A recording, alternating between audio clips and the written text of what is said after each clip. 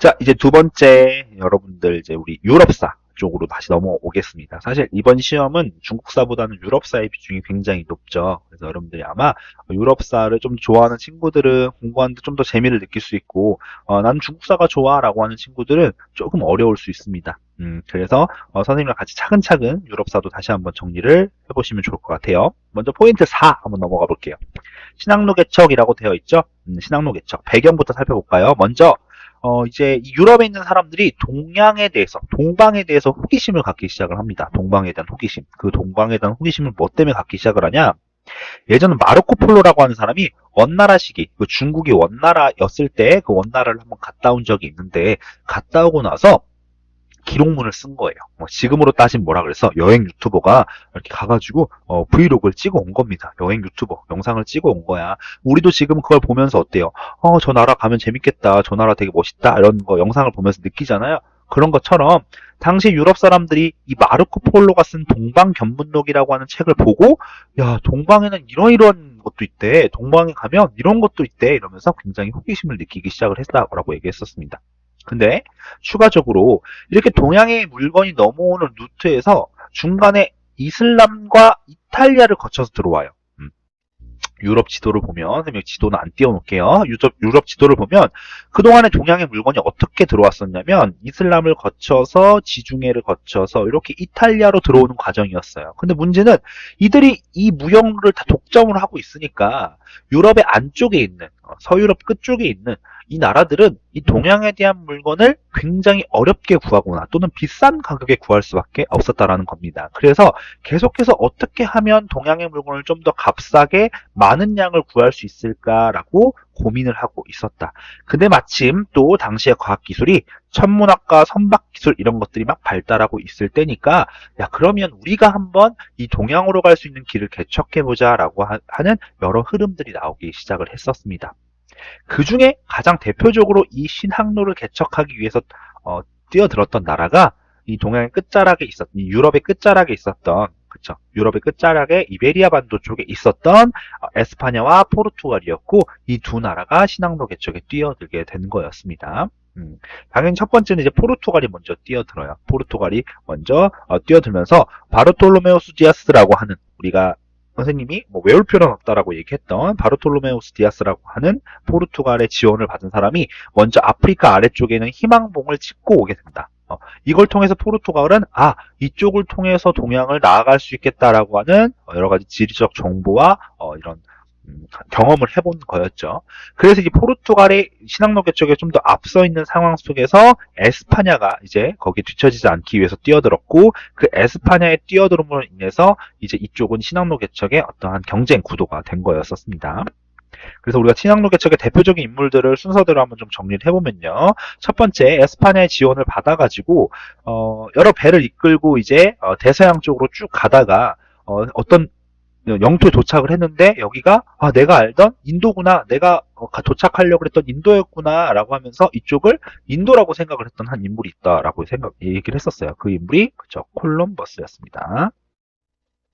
그래서 콜럼버스는 본인이 도착한 곳이 어딘 줄 알았다? 그렇죠, 인도인 줄 알았다. 그래서 거기를 서인도, 본인이 서쪽으로 출발해서 도착했던 서인도라고 얘기를 했었고, 그쪽을 이제 서인도라고 생각을 해서 에스파냐에 가서 보고도 하고 여러 지원도 받으면서 신항로 개척의 루트를 뚫었다라는 거, 콜럼버스 잘 기억해 두시고요. 그 다음에 이러한 데이터를 기반으로 마젤란이라고 하는 사람이 자신들의 함대를 이끌고 세계 일주에 성공을 했다라고 얘기했었습니다. 세계 일주. 그래서 마젤란은 어떤 루트로 갔었죠? 그쵸. 대서양을 통해서 쭉 가서 남아메리카를 돌아가지고, 여러분, 선생님 말하는 게 지금 잘 이해가 안 가면 교과서 119페이지에 있는 지도 보면서 잘 들어보세요.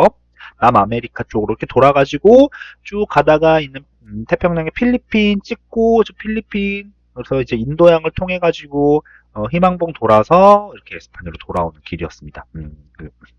자, 근데 문제는 뭐였습니까? 그쵸. 마젤란이라고 하는 사람은 필리핀에서 이제 어쨌든 목숨을 이제 다하게 됐고, 이제 마젤란에 남은 함대가 돌아왔다, 뭐 이런 얘기도 기억이 나실 겁니다. 어쨌든 세계 일주에 성공했다라는 거 기억해 두시고요. 그 다음에 이제 포르투갈 입장에서는 희망봉의 길을 이제 우리가 뚫었잖아요. 그러니까 이 희망봉을 이용해서 아시아로 가는 그런 항로를 개척했던 사람이 있었는데 바로 바스쿠 다가마입니다.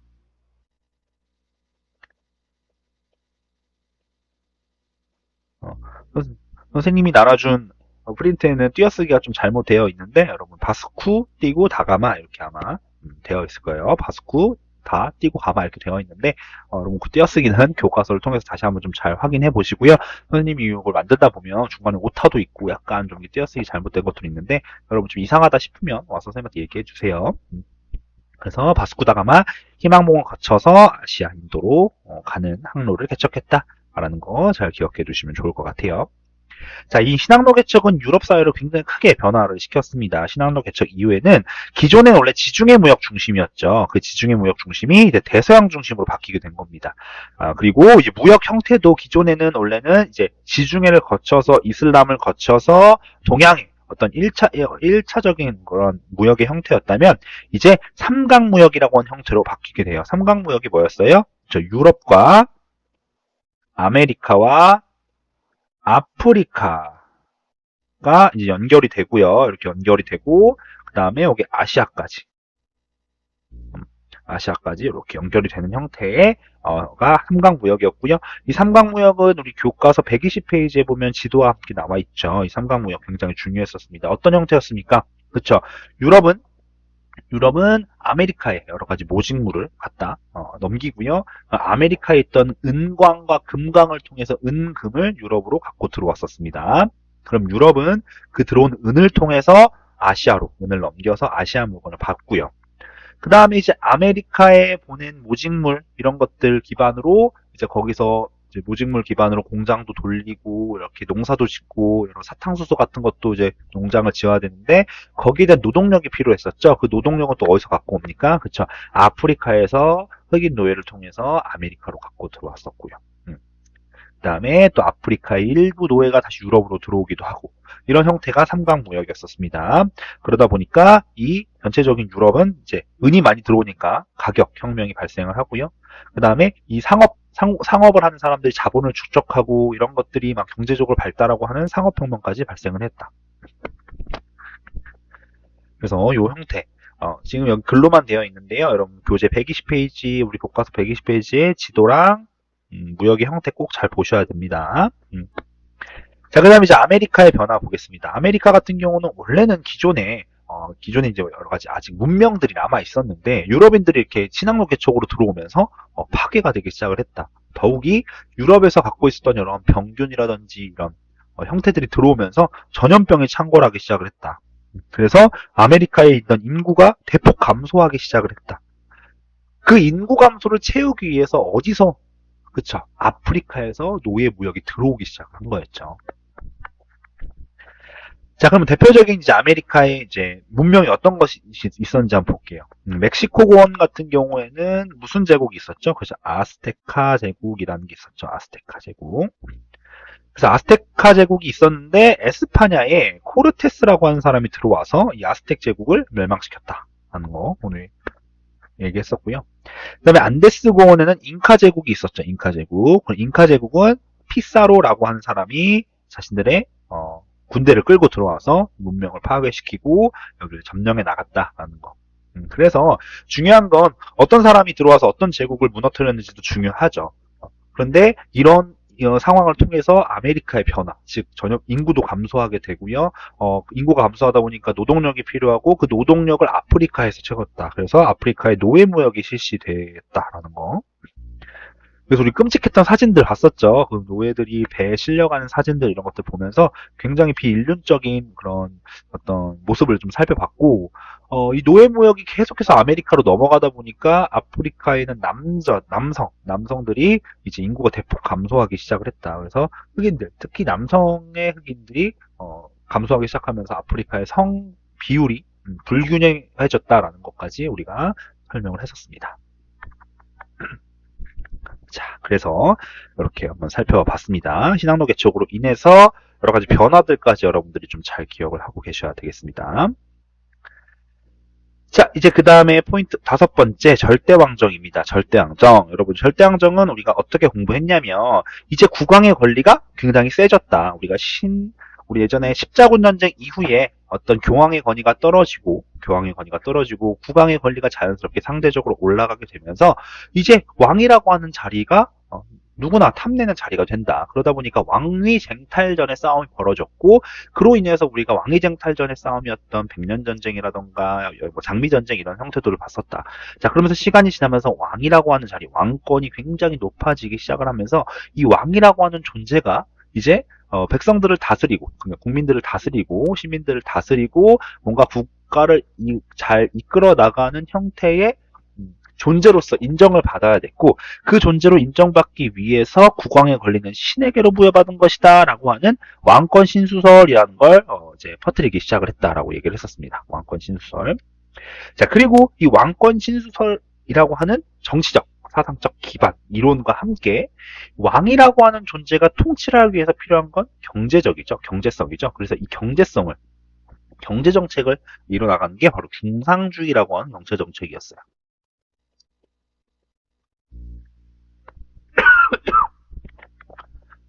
자, 그래서 이 중상주의가 뭐였습니까? 그죠. 수입을 억제하고 수출을 늘려가지고 관세를 높이는 상업정책이었어요. 자, 다시. 우리 상인들이 돈을 많이 벌어야지 이 세금을 왕에게 부여할 거 아니에요. 맞잖아. 내가 지금 국가를 이끌어 나가는데 돈이 굉장히 많이 필요하는데 지금 돈을 굉장히 많이 나에게 줄 수 있는 게 상인 계층이란 말이야. 그러면 나는 왕으로서 상인들이 돈을 더 많이 벌 수 있는 경제 구조를 만들어줘야 되겠죠. 그게 바로 중상주의 정책이었고, 그러다 보니까 수입, 즉 국가로 들어오는 물건은 억제시킨 다음에 상인들이 물건을 팔 수 있는 수출을 늘려주고, 그 다음에 관세 같은 거, 세금 같은 거를 붙여가지고 상인들이 보호받는 형태의 국가 경제 시스템을 만들어주는 거였죠. 그것이 중상주의였습니다. 그래서 절대왕정이라고 하는 건 왕권 신수설과 중상주의를 기반으로, 그 다음에 이 왕이라고 하는 사람들을 옆에서 보필할 수 있는 관료제와, 그 다음에 항상 준비되어 있는 군대인 상비군을 기반으로 해가지고 이 절대왕정이 운영이 되었다라고 얘기를 했었고, 교과서 페이지 123페이지에 보시면 이 절대왕정의 구조 그림 굉장히 중요하다고 계속 강조했죠. 선생님이랑 수업 시간에 그 그림 구조 꼭 잘 기억해 주셔야 된다라고 말씀을 드렸습니다. 그래서 이 절대왕정은 결국 유럽에서 두 지역의 형태에서 우리가 구분해서 살펴볼 수 있다. 유럽에 있는 절대왕정에서도 서유럽과 동유럽을 구분해서 좀 살펴봐야 된다라고 얘기했었습니다. 두 유럽으로 구분한 이유는 뭐였습니까? 서유럽 같은 경우는 이 절대왕정의 구조가 굉장히 잘 이루어져 있는 형태의 나라들이 많았고, 동유럽 같은 경우는 약간 절대왕정의 형태가, 그쵸, 우리가 알고 있는 기존의 형태와는 조금 다른 형태로 운영되었다. 그 이유는 아직까지 상공업이 좀 덜 발달되어서 그쵸, 중상주의라고 하는 정책의 형태가 약간은 조금 더 운영이 서유럽보다 좀 덜 된 형태였기 때문에 형태가 좀 다르다라고 얘기를 했었습니다. 그래서 서유럽과 동유럽을 구분해서 잘 기억을 하셔야 된다라고 얘기를 했었고요. 서유럽은 대표적인 세 나라, 에스파냐, 영국, 프랑스였고요. 동유럽은 러시아, 프로이센 이렇게 구분했었습니다. 여기 여러분들 지금 잘 외우고 있더라고요. 수업 시간에 물어보니까 한 번씩 한번 대답하면서 한번 채워 나가 봅시다. 에스파냐의 절대왕정, 대표적인 절대왕정의 황제가 누구였죠? 그쵸. 펠리페 2세. 그래서 에스파냐 같은 경우는 서유럽에서 가장 먼저 절대왕정을 이룬 국가였어요. 자, 이유가 뭐야? 그쵸. 절대왕정을 먼저 이룬 이유는 에스파냐가 신항로 개척의 선두주자였죠. 그러면 신항로 개척을 먼저 선도했다라는 건, 그쵸. 이제 우리 물건 쪽으로, 즉 상인들이 물건을 갖다 팔 수 있는 장소가 많아졌다는 뜻이고, 무역을 넓힐 수 있는 나라들이 많아졌다는 뜻이고, 그러니까 상공업이 가장 먼저 발달했었으니까, 그쵸. 그래서 절대왕정이 먼저 올 수밖에 없었다. 펠리페 2세. 그 다음에 대표적인 펠리페 2세의 업적은 무적 함대를 갖고 있으면서 이 전체적인 유럽의 해상권을 장악했다라는 게 대표적인 업적이었습니다. 자, 영국 같은 경우는 뭐였습니까? 엘리자베스 몇 세? 몇 세까지도 우리 기억하자고 그랬죠? 1세였죠. 1세. 엘리자베스 1세 같은 경우는 무적 함대를 격파시키면서 새롭게 에스파냐를 무너뜨리고 유럽의 전체적 해상 무역을 좀 장악하는 형태를 보였고요. 엘리자베스 1세 설명하면서 우리가 이것도 기억하자 그랬어. 엘리자베스 1세가 뭐라고 얘기했는지 한번. 엘리자베스 1세가 뭐라고 했는지, 그쵸. 요거 댓글로 한번 달아보세요. 중간중간에 이렇게 댓글 퀴즈를 한번 낼 테니까 엘리자베스 1세가 나는 뭐라고 했는지를 한번 댓글로 달아두시면 또 그 댓글 달아준 친구들을 선생님이 또 우리 간식 드리도록 하겠습니다. 뭐라고 했는지 한번 적어보세요. 자, 그 다음에 프랑스 같은 경우는 누구였죠? 루이 14세였습니다. 루이 14세. 루이 14세는 우리 프랑스는 타이틀이 뭐였어? 절대왕정의 대표였잖아. 절대왕정의 표본. 절대왕정을 가장 잘 이룩한 국가였습니다. 그러다 보니까 당연히 관료제, 상비군 이런 것들이 잘 돼 있다 그랬어. 대표적인 관료제의 대표적인 인물이 재무장관 콜베르라고 하는 사람을 두어가지고 국가 재정을 잘 운영하게 했었고요. 그 다음에 이 프랑스 루이 14세는 본인을 스스로 태양왕이라고 얘기하면서 절대왕정의 가장 끝판왕을 보여주었다. 그리고 이것들을 보여주는 대표적인 유적이 베르사유 궁전이라고 하는 궁전을 만들어서 막강한 자신의 권력을 보여주는 형태의 궁전을 보여주었다라는 것도 우리가 공부했었습니다. 자, 동유럽 같은 경우는 러시아, 프로이센으로 나눌 수 있는데요. 러시아는 뭐였어? 발음이 좀 어렵죠? 표트르 대제. 러시아는 어떤 국가였습니까? 러시아도 이 절대왕정이라고 하는 걸 굉장히 원했던 국가였지만 한편으로는 이들은 그쵸 이 서유럽에 있는 나라들을 보면서 왜 우리는 저렇게 서유럽 같이 이런 절대왕정을 이루지 못했지라는 고민을 했었고 그 중에 하나가 쟤네들은 저렇게 바다를 끼고 신항로 개척을 통해서 무역을 활발하게 이뤄 나갔다면 우리는 이렇게 육지를 갖고 있다 보니까 이 바다를 갖고 있다라는 서유럽의 큰 장점이구나라는 생각을 했었다라고 얘기했어요. 그래서 바다를 확보하는 게 굉장히 중요하다 이런 얘기를 했었고 그래서 스웨덴과 함께 전쟁을 통해서 발트해를 확보시키면서 이 발트해를 기반으로 뭔가 세력을 확장시켜 나갔다라는 걸 우리가 수업 시간에 얘기했었습니다. 또 하나 그리고 이 발트해를 확보하면서 수도를 옮긴다 그랬어요. 수도를 어디로 옮겼습니까? 상트 페테르부르크라고 하는 도시로 옮기면서 상트페테르부르크라는 도시로 옮기면서 이 바다를 이용한 정책을 좀 해 나가려고 했다라는 거. 그다음에 서유럽 즉 이 서유럽 쪽에 있는 사람들의 모습을 따라하는 서구화 정책. 대표적으로 긴 수염을 자른다라고 하는 심지어 수염을 자르지 않으면 수염세라는 걸 매기면서 서구적 모습을 계속 찾아 나가려고 하는 모습들. 서구화 정책 같은 것도 페테르 대제의 대표적인 정책이었습니다. 자, 다음 프로이센은 누구였습니까? 프리드리히 몇 세? 2세 이렇게 얘기했고요. 프리드리 대제라고도 부르고요. 프리드리 2세 이렇게도 부르는데 이 프리드리 2세는 그렇죠. 오스트리아와의 전쟁 계속 이겨나간다 그랬어요. 자, 오스트리아와 프로이센의 관계는 굉장히 계속해서 라이벌 관계로서 계속 싸운다고 얘기했었죠. 여기서는 왜 싸웠냐? 슐레지엔이라고 하는 그 지역을 두고 싸웠고요. 프로이센이 슐레지안을 확보하게 됩니다. 그 다음에 이제 무슨 정책을 펼쳐요? 종교적 관용 정책을 펼치죠. 종교적 관용 정책을 펼칩니다. 종교를 이제 좀 더 관용적으로 믿게 하는 종교적 관용 정책 같은 것도 펼쳐나가고요. 그 다음에 이 프리드리 2세는 어디를 부러워했냐? 그 프랑스의 절대왕정을 굉장히 이제 부러워하면서, 야, 우리도 저렇게 프랑스처럼 뭐 이렇게 저렇게 좀 국왕의 권한을 좀 강화하고 이렇게 좀 내 권력을 좀 강하게 보일 수 있는 그런 게 없을까 고민하다가, 베르사유 궁전 같은 궁전이 있으면 좋겠다라고 하면서 그걸 본따가지고 상수시 궁전이라고 하는 걸 만들었다라고 얘기했습니다. 상수시 궁전. 하지만 동유럽의 절대왕정은 서유럽과는 다르게 뭔가 좀 더 절대왕정이 좀 더 계몽군주의 형태. 그래서 대표적으로는 프로이센 같은 경우는 뭐 국가 제일의 심부름꾼입니다 이런 식으로 표현을 하면서 약간의 모습이 좀 다르게 나타났다라는 걸 우리가 살펴볼 수 있었습니다.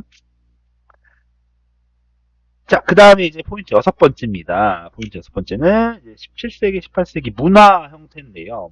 우리 문화도 굉장히 좀 어렵게 공부를 했었어요, 문화. 근데 여러분, 이제 문화 같은 경우는 어렵지만 딱 중요한 키워드 중심으로 알아두면 좋다라고 얘기했었죠. 우리 17세기, 18세기 문화의 키워드가 뭐였습니까? 문화의 키워드. 단어 2개 있었죠? 하나는 과학이었고, 하나는 이성이었습니다. 그래서 첫 번째, 과학적 사고방식이라 그래서 뉴턴이라고 하는 사람이 만류인력 법칙을 발견하고 이런 것들을 통해서 모든 행동이라든지 모든 현상에 대한 사고가 과학적 사고방식으로 변화되기 시작을 했다라는 거였어요.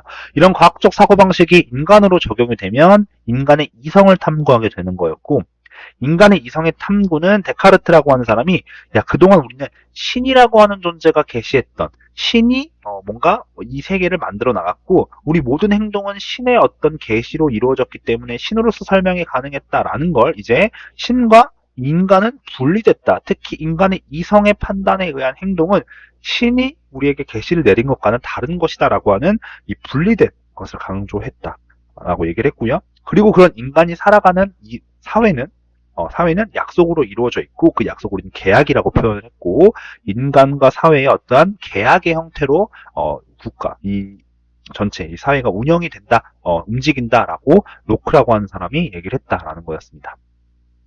그래서 이런 이성적인 사고에 의해서 우리가 무언가를 행동하면 그 행동은 지금의 행동보다 지금의 현상보다 좀 더 나아진다라는 걸 얘기했었고 그걸 우리는 인간 이성에 의한 진보다 그리고 그 진보된 형태를 우리는 계몽주의라는 표현을 썼었습니다.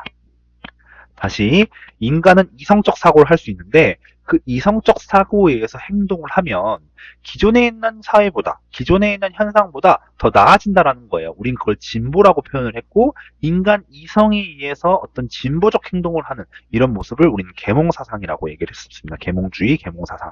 대표적인 계몽주의 세 사람을 공부했고 첫 번째는 볼테르라고 하는 사람이었고 두 번째는 몽테스키웨라고 하는 사람이었고 세 번째는 루소였습니다. 볼테르 같은 경우는 어떤 신앙에 대한 어떤 자유 이런 걸 얘기했었고 몽테스키웨 같은 경우는 입법, 행정, 사법의 삼권 분립에 대해서 얘기를 했었습니다. 삼권 분립.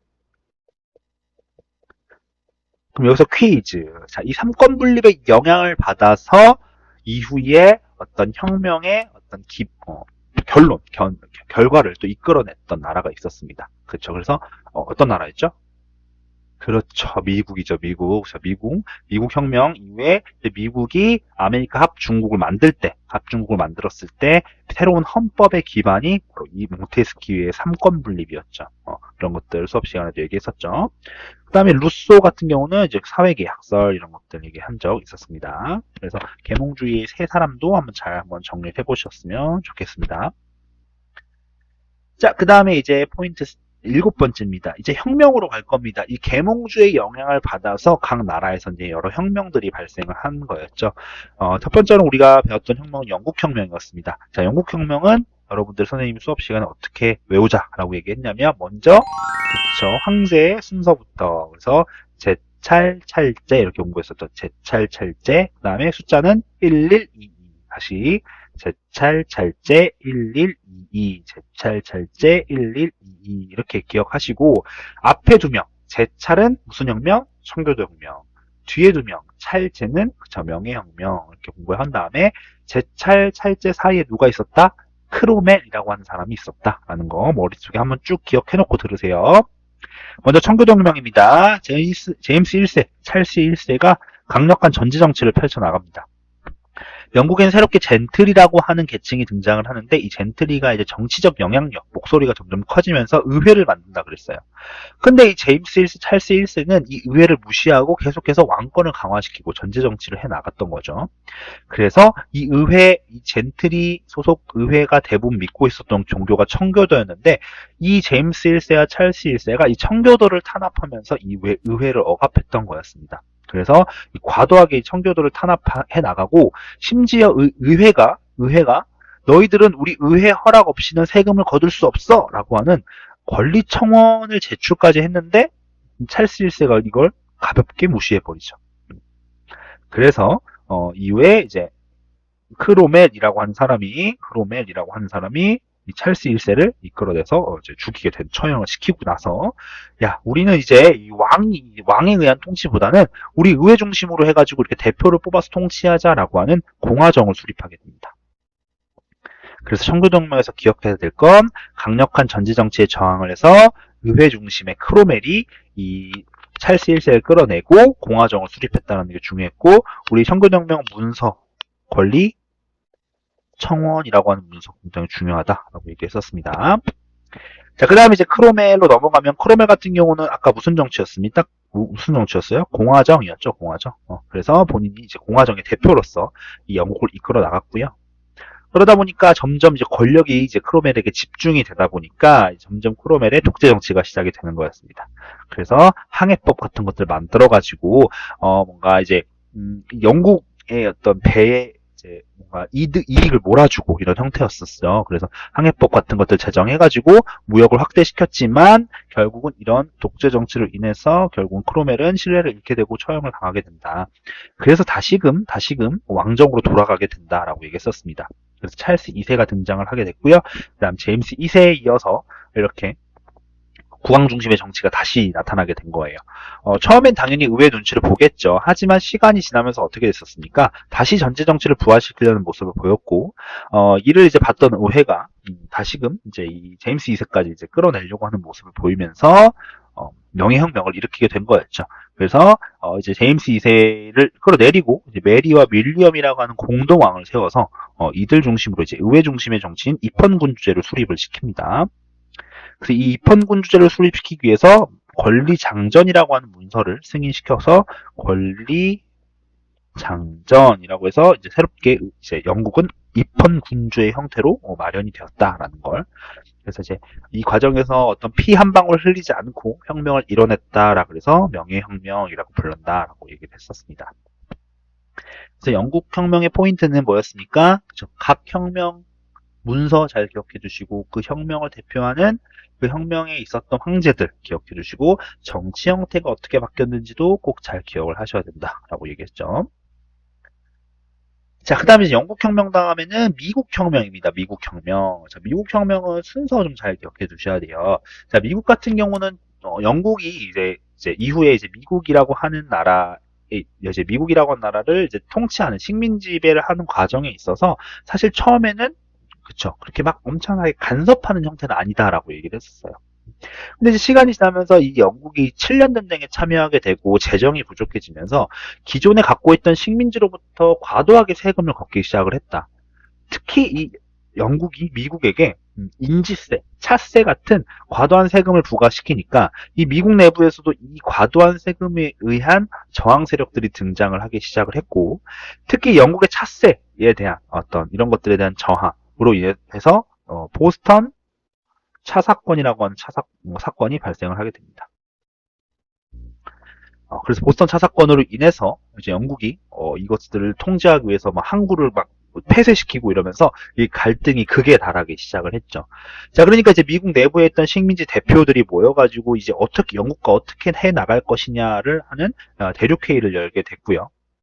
이 대륙회의의 결과 우리는 영국과 싸워야 된다라는 판단을 내리게 됐고 식민지의 민병대들을 구성을 해서 영국군과 싸워 나갔었습니다.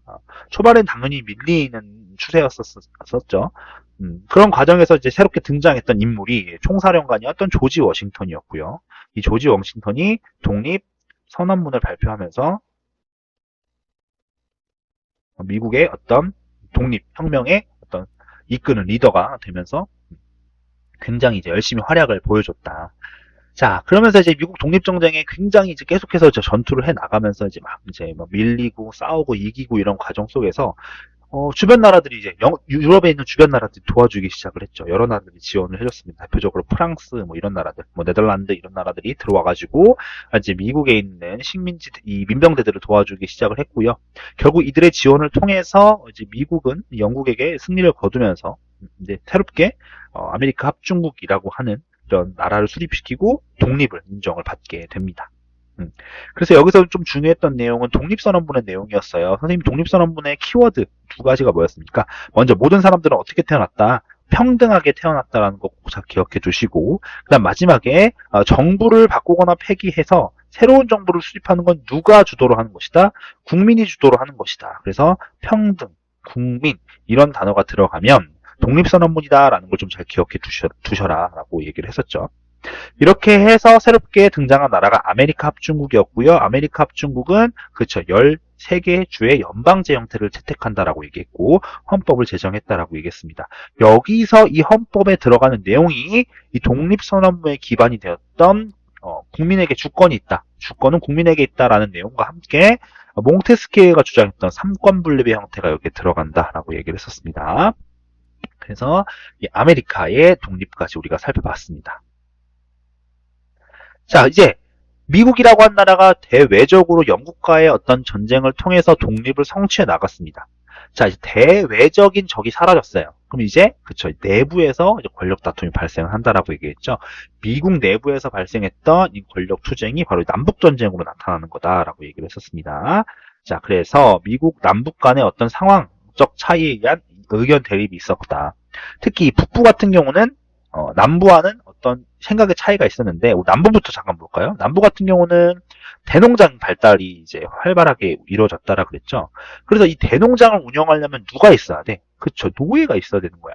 만약에 노예가 없으면 모든 노동력을 다 고용을 해서 고용의 형태로 운영을 해야 되는데 그렇게 되면 굉장히 많은 돈이 나가기 때문에 남부 사람들 입장에서는 노예가 필수적이었어요. 그래서 노예제의를 어떻게 하자?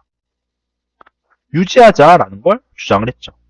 자, 그러나 북부 사람들 입장에서는 지금 모든 노동력이 남부에 집중이 되어 있고 만약 그 남부에 있던 노동력들이 만약에 노예제가 없어져서 해방이 된다면 그 노동력이 북부로 넘어올 것이다. 그럼 북부는 지금 상공업이 발달돼 있어서 일부의 노동력이 필요한 상태인데 그 해방된 노예 노동력이 북부로 올라올 수 있다는 희망이 생겼던 거죠. 그래서 자유로운 노동력을 기반으로 해야 된다. 그래서 노예제 폐지해라 라는 걸 주장을 하게 되죠. 그래서 이 두 지역이 이제 갈등에 놓이게 되는 겁니다. 자, 그런데 이 상황 속에서 링컨이라고 하는 사람이 대통령에 당선이 됐고, 링컨이 주장했던 내용은 뭐였습니까?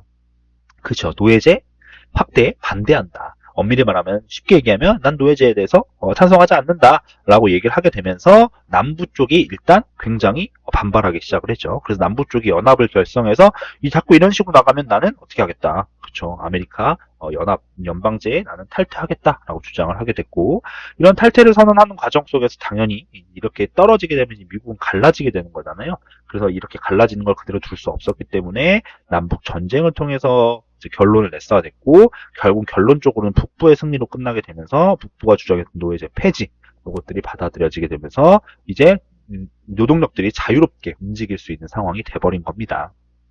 노예제가 폐지가 되게 된 거고요.